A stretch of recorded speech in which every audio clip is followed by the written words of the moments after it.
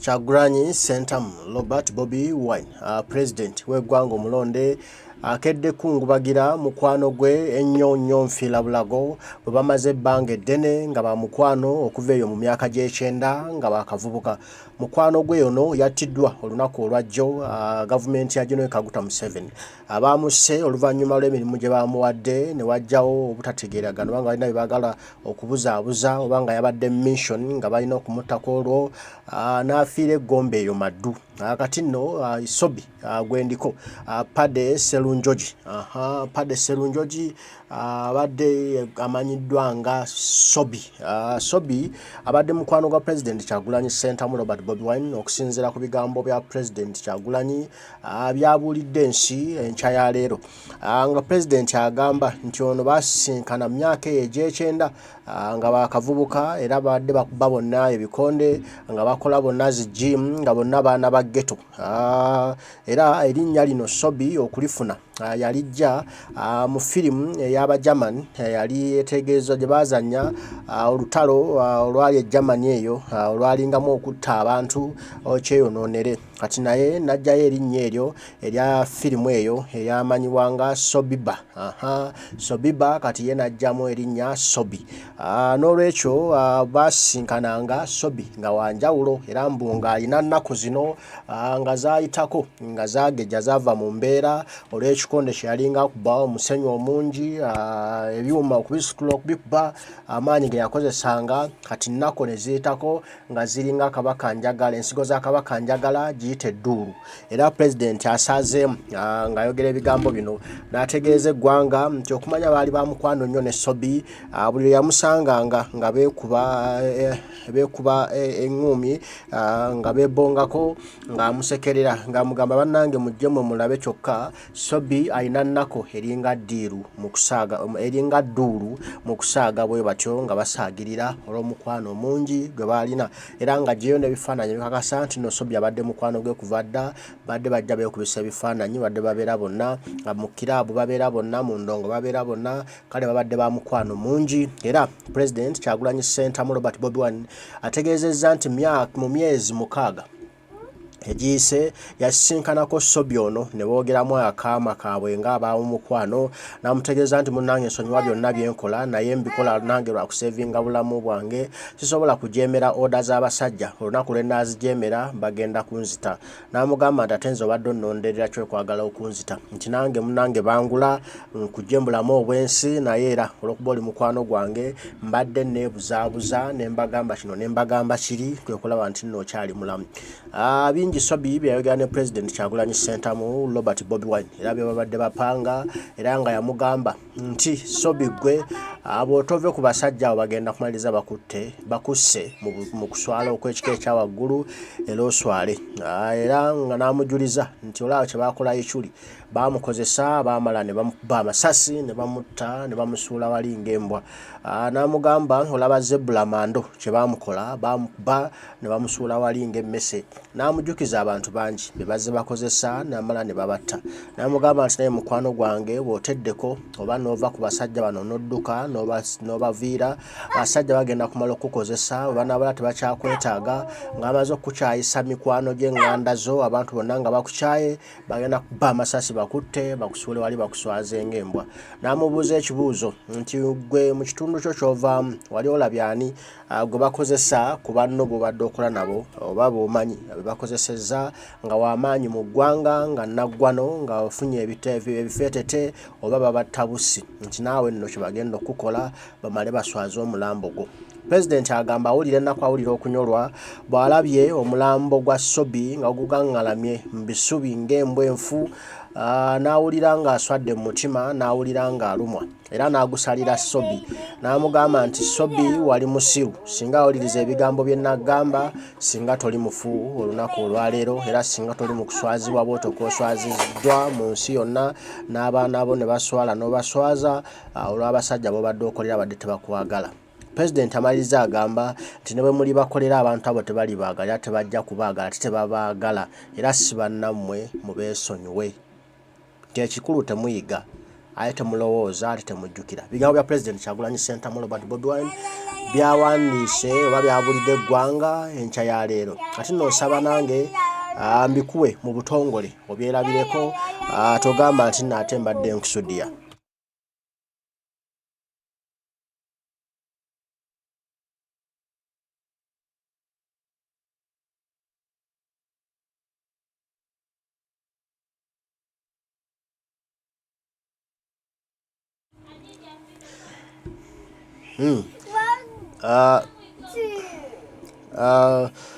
President Kyagulanyi Ssentamu ebigambo byawandiise bye bino. Agambye awandiise luzungute nengenda bisaamu tutegeeragane bulungi. Agambye there is no escape from Sobiba. He said blatantly as he moved out of a wood and a teen video how in the ghettos of Kisenyi back in the late 90s. Oluzungu lunene kankaddemu. Agambye there is no escape from Sobiba. He said blatantly as he moved out of a wood and a teen video hall in the ghettos of Kisenyi back in the late 90s.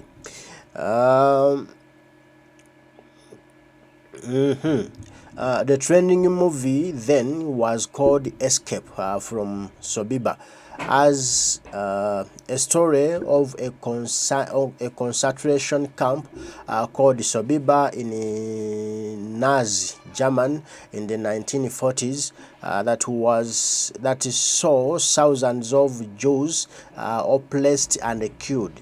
He since nicknamed himself Sobiba.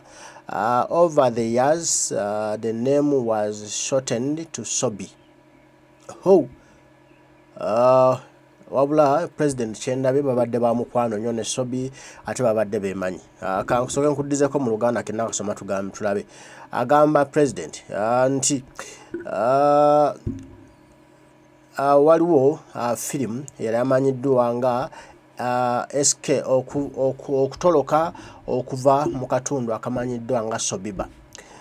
Yabyogera bino ng'ali awo nga bya lusaago okusinziira ku film gye baalabanga wali mu kabaawo katono okuva mu ghetto z'omu Kisenyi mu myaka egy'ekyenda.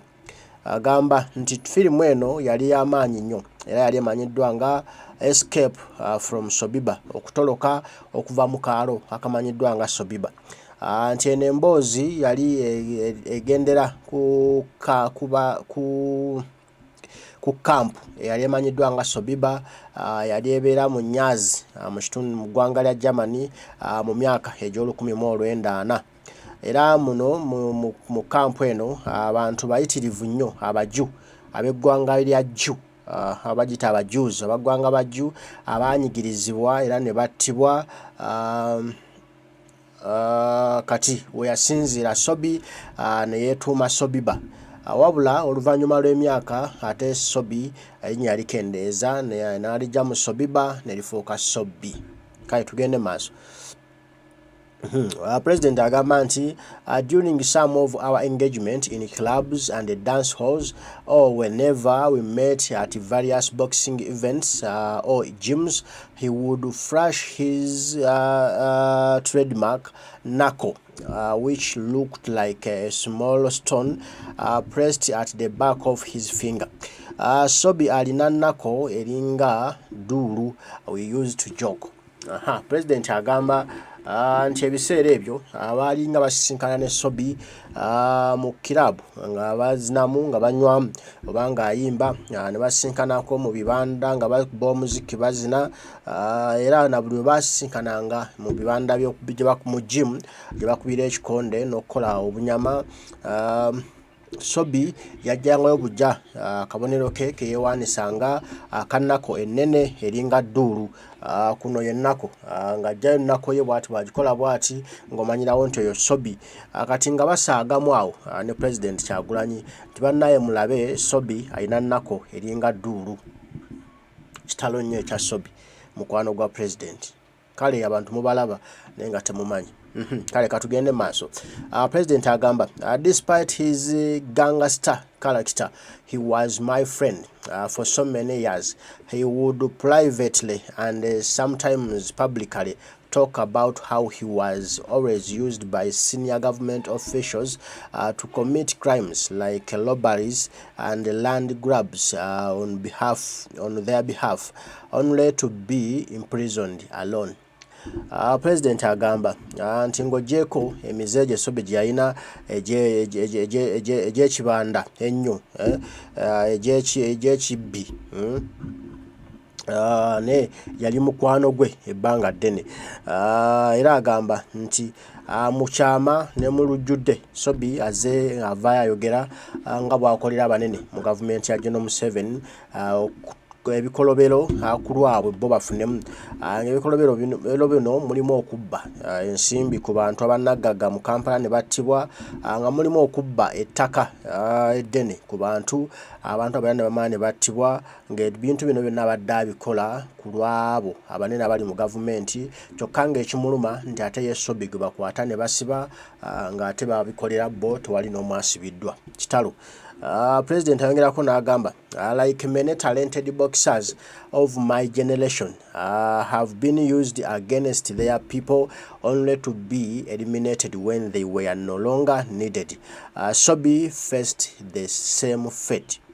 During the 2021 elections, he was used to trail and harass me, his own old ghetto friend.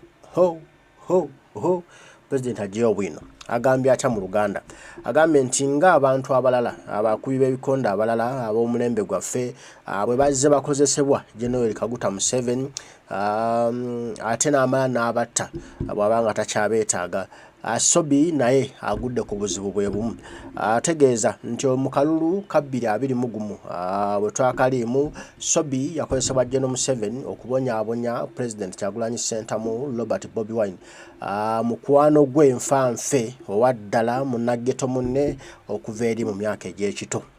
President kamuluma alumiddwa Sobi we. Ayongeddeko n'agamba nti Sobi he conducted the abduction and the disappearance of over 50 of our friends, including fellow boxers like Vegas Lubega. Some of those who were lucky to return narrated the ordeal they went through at Rwamayuba Island in Kalangala, where they were kept incommunicado, tortured and treated as slaves for over a year. Kyagulanyi alina bwino baaba okulembera nga si kyangu olina okuba ne bwino bwati ate buli muntu aba alina kuba mukwano gwo kale alina Katonda bwe yapositioninga mu Bobi Wine ne Museveni kyeyeewuunya kuba buli Museveni gwajjayo okuba mukwano gwe ate aba mukwano gwa Bobi Wine. Kino kikulu kansoke mbizeko mu Luganda lu agambye President nti Sobi oyo mu kalulu ka 2021 nga tukalimu yawamba era n'akuliramu okubuzaawo bannayuganda banna people power bannanupu bannankyukakyuka 50 bweddu nga muno mulimu ne mikwano gye ko ne abo babokisa banne bwe baakubanga eŋŋuumi nga muno era amanyiddwa ennyo yayitimuka yawambibwa Sobi ye mukwano gw'enfanfe Vegas Lubega. President ayongerako n'agamba nti abo abafuna omukisa bannamukisa abafuna omukisa ne baddukayo ku kazinga ne baddukayo mu buwambe abanyumya era batunyumiza ebibayitangamu ebibi ennyo ku kazinga keyo kali Kalangala akamanyiddwa nga Rwamayuba Island eyo nti gye baali babakuumidde gye babonyaabonyeza ewatali musango n'abakolako ebive ne babakolako buli kikyamu kyonna era nga oyinza okugamba baddu eyo okumala omwaka mulamba. President ayongerako nti they spoke of how some were summarily executed and fed to crocodiles. Many of them have never been seen again. All this time he was working under Kakabagenda, then the head of ISO. when President agamba nti Sobi ono abantu abavaayo abatunyumiza bonna abo nti abangi abakwatibwanga battibwa Sobi bamala okuttibwa ate ne babaliisa Zigoonya eyo kazinga ke Lwamayuba e Kalangala. President yangerako n'agamba nti bangi kwaba abawambibwa situddangamu kubalaba era tamanyikiddwako mayitire wabula obudde bwonna Sobi abadde akola ng'akolagana ne Kaka Bajenda mukwano gwa Museveni era Kaka Bajenda ye yali akulira ISO. Ndowooza owulira kale President ayongerako wano mu Luzungu n'atugamba nti when I last met Sobi about 6 months ago he reached out to me. He told me that he was doing all this dirty regime work because it was his only way to stay alive. Bro, you know I have no problem with you, but if I don't take their orders, they will eliminate me, he said to me. I remembered him of Zebra Kitata, Isma Ichuli, and many others who have been used and later eliminated by the same regime. I told him that after being used, he would be eliminated in the most disgraceful manner.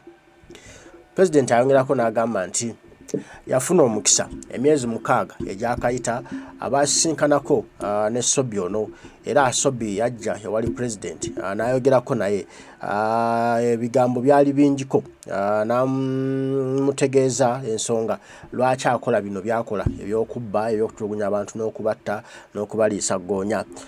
N'amutegeeza nti munnange sirina kyakukola eno yengeri yokka gye ndina okusigala nga ndi mulamu. Singa n'agezaako mukwano gwange blo yamuyita blo omumanyi sikwinaako buzibu bwonna naye singa nagezaako neŋŋaana okugoberera ebiragiro by'abasajja bano bye baŋŋambye okukola bajja kunzitirawo mbulaga.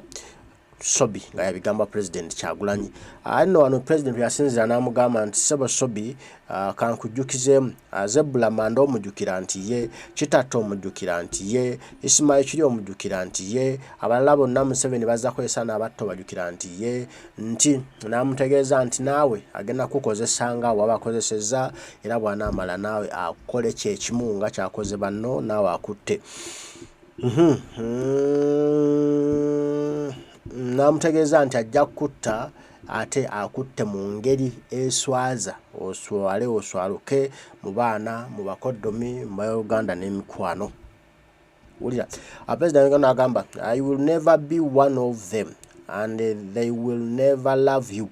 I told him they will use you against your own people and after your people have hated you enough they will get rid of you like a useless piece of rubbish. President namugamba Kyagulanyi ng'agamba Sobi lwebukulu lwe basisinkana nti bano tebajja kuba kitundu ku ggwe, tebajja kwagala, tebajja kwetaaga era bajja kukozesa okutulugunya abantu bo, okusuwanyawo abantu bo, okutta abaganda bo, okutta bannyoko. Era bana amala okukozesa ebyo ng'abantu bonna bakukyaye nga buli omu akukyaye bajja kutta era bakusuula eri nga kasasiro atalina mugaso. Kitalo nnyo ekya Sobi. President yongerako mu Luzungu n'agamba he even complained about the many people he started with but because of their connections in the regime they had long been promoted to big offices, leaving him to stay doing the dirty street work. I asked him to name just one person from his region who has been used against his or her people and that ended up well, but he couldn't name anyone. I told him to expect nothing but the worst ending. When I saw his body lying down like a dead dog, I remembered those words. Sobi was a fool to think that he was one of them. Unfortunately, they never learn. Oh, yalabana. Ebigambo ya President Kyagulanyi. Kana Kasembe agambye atya. Agamba nti Sobi yemulugunya eri President Kyagulanyi nga amugamba nti bangi banne beyatandika nabo okukolera gavumenti bino ebintu by'ekitujju nti naye ekimwewuunyisa bo balinyisiddwa amadaala wabula Sobi ye talinyisibwa.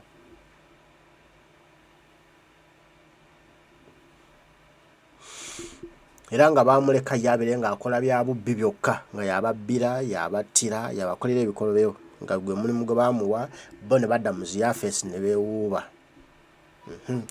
President agamba nti yamubuuza amuweeko ku mannya g'abantu bamanyi Sobi gy'azaalwa mu kitundu kye abo Museveni be yali akozesezza ng'olwaliro bali bulungi nnyo nga bannaggagga babifeekeera nga bassebinaagina era nga bali mu bulamu bweyagaza amazima. Sobi yalemererwa okubaayo n'omuntu n'omu gwakoonako nti woowa ye yuuyo. Kati nno President agamba nti yamugamba Sobi nti n'olwekyo abo basuubiremu ki tewali wabula basuubiremu kubonaabona basuubiremu okufa ng'olinga ekisasalala basuubiremu okuba nti bagenda kukozesa bamale bakutte mu mbeera eswaza. President agamba nti olwaliro bw'alabye omubiri gwa Sobi nga gugaŋŋalamye ng'alinga embwa yafudde ajjukidde ebigambo bye yagamba Sobi nti abasajja abo tebali kwagala tebakwagala ate tebajja kuba naawe. Ebigambo bino President bw'abijjukidde era n'agamba nti Sobi abadde musirusiru mu buyabuya ataasobola kulaba ataasobola kutegeera nti bano abasajja bakozesa mukozese era one day bagenda kumutta. Kitalo nnyo ekya muganda waffe Sobi. Hano President n'atula ebifaananyi bino ng'ali ne Sobi okubakakasa nti nno Abade Mukwanogwe nfanfe kuva mabega bonna baali bambadde Uganda. Oyo Sobi waffe nga ne President wa ggwanga Kyagulanyi Ssentamu Robert Bobi Wine bavudde wala omukwano gubaddemu bonna nga balasita bonna nga babanda bonna nga tebaseka tebasaaga era nga abadde batambula bonna mu buli kimu. Oyo Sobi gwe battise eyattiddwa gavumenti ya General Museveni. Kitalo nnyo kitalo ddala ekya Sobi. Kale byebyo tujja kuddamu tuwayo ebigambo bw'anabakkiriza Ddunda Lugabana Mugereka ataayi mweraba.